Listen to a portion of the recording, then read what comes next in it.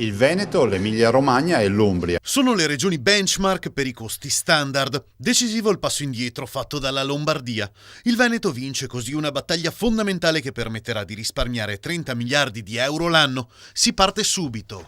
Si parte da subito, 2014, ovviamente con tutti gli accorgimenti del caso. E io immagino che poi si provvederà anche a dar vita a una sorta di soft landing, quindi di un atterraggio morbido per le regioni in dissesto che hanno più difficoltà. Teniamo presente anche questo, ma comunque costi standard, applicazione subito della virtuosità. La notizia è arrivata quando mancano pochi giorni alla chiusura del riparto dei fondi del patto sulla sanità. Anche in questo caso il Veneto è pronto a fare la propria parte, senza sconti però a chi sgarra.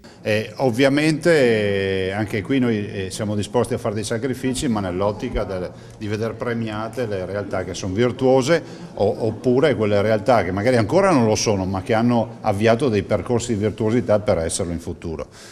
Dico semplicemente che con questa scelta di oggi dell'elemento del benchmark e quindi di queste tre regioni, il Veneto porta in dote la virtuosità del Lombardo-Veneto proprio per far sì che poi a livello nazionale questi risparmi significhino poi investimenti seri non solo nella sanità ma anche in altri comparti.